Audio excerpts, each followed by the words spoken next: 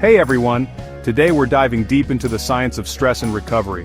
We all know the feeling, you crush it at work, nail that presentation, but then 3 a.m. rolls around and your mind's racing. You're exhausted but wired. Sound familiar? That, my friends, is cortisol, the body's main stress hormone, hijacking your recovery. Now cortisol isn't inherently bad. In fact, it's essential for energy, focus, even motivation. But when it's constantly elevated, it's like having your foot glued to the gas pedal. You're stuck in overdrive, headed straight for burnout. The good news is, you can regulate your cortisol, and it all comes down to understanding how this powerful hormone operates in your system. Let's get started. Alright, let's talk cortisol. Think of it like this. Cortisol is like dabbing a bit of lighter fluid onto a fire. A little bit creates this perfect burst of energy, gets things going.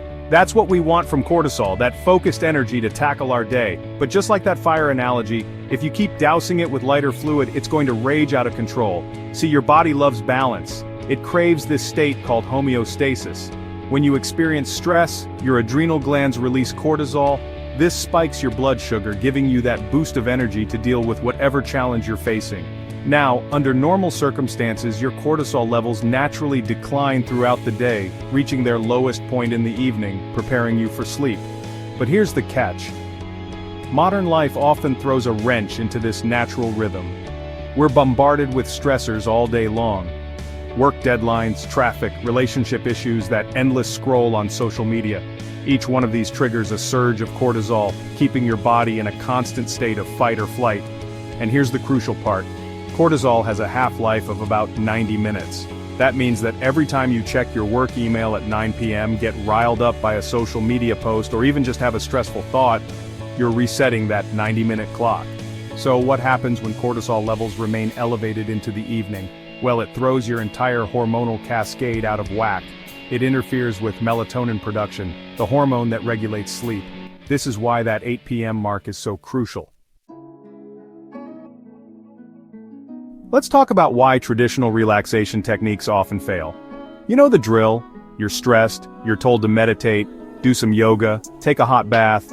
And while these practices can be helpful to some degree, they often feel like putting a band-aid on a bullet wound when it comes to chronic stress. Here's the thing. Your amygdala, the fear center of your brain, doesn't care about scented candles or calming music. It operates on a more primal level, responding to physiological cues that signal safety or danger. So, while you might be trying to relax your mind, your body is still stuck in that high alert state, flooded with cortisol. Think about it. You're lying in bed, trying to sleep, but your mind is racing, replaying every stressful moment of the day. That's your amygdala stuck in overdrive, convinced that there's still a threat lurking around the corner. It's like trying to reason with a smoke alarm that's going off. You need to address the underlying trigger, not just try to muffle the sound. This is where understanding the cortisol clock comes in. Remember that 90-minute half-life? Every time you encounter a stressor, that clock resets. And it's not just external stressors either. Internal stressors like negative thoughts, worries, and anxieties can be just as potent in triggering cortisol release. It's not that you're lazy, unmotivated, or doing something wrong. It's that you're chemically stranded in a state of chronic stress. Let's shift gears now and talk about how we can start speaking our amygdala's language, how we can send those clear, unambiguous signals of safety and control. And one of the most powerful tools we have in our arsenal is something you probably wouldn't expect: cold exposure. Now, before you click away thinking, "There's no way I'm taking a cold shower," hear me out. Exposing yourself to cold temperatures even for a short period triggers a cascade of physiological changes that directly counteract the stress response. Here's how it works. When you immerse yourself in cold water, your body goes through a bit of a shock. Your heart rate and breathing speed up, blood rushes to your vital organs, and you get this surge of adrenaline. But here's the crucial part. This initial stress response is quickly followed by a wave of relaxation and well-being. Why? Because cold exposure activates the vagus nerve, a major player in your parasympathetic nervous system, which is responsible for rest, digestion, and repair. It's like hitting the chill-out button on your nervous system, telling your body that the perceived threat has passed and it's safe to stand down. Studies have shown that regular cold exposure can lead to a decrease in cortisol levels, an increase in dopamine and norepinephrine, those feel-good neurochemicals, and even improvements in insulin sensitivity. Now, I'm not suggesting you need to become a polar bear and start taking ice baths every day. Even short bursts of cold exposure can have a profound impact. A simple way to incorporate this into your routine is to end your showers with 30 seconds to a minute of cold water. Think of it as a mental workout, a way to train your stress response system to become more resilient. Okay, let's put it all together and talk about how you can implement these neuroscience-backed hacks into your daily life. Remember, the goal here is to create a clear separation between your workday and your evening to shift your body out of that chronic stress response and into a state of rest and recovery.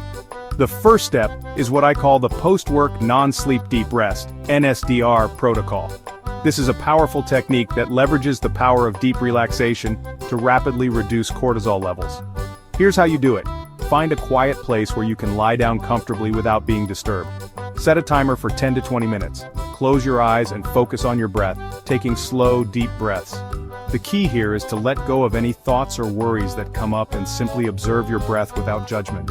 It might feel a bit strange at first, but with practice, you'll find yourself drifting into a state of deep relaxation. Next up is our cold exposure protocol. As we discussed earlier, cold showers are an incredibly effective way to activate the vagus nerve and signal to your body that the fight or flight response is over. Remember, you don't have to go full-on polar bear plunge. Even just 30 seconds to a minute of cold water at the end of your shower can make a big difference. Finally, let's talk about nutrition.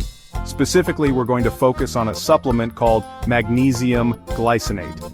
Taking magnesium glycinate in the evening can help to further reduce cortisol levels, promote relaxation, and improve sleep quality. So there you have it, the science of stress, the cortisol jailbreak, and the tactical tools to reclaim your evenings and optimize your recovery.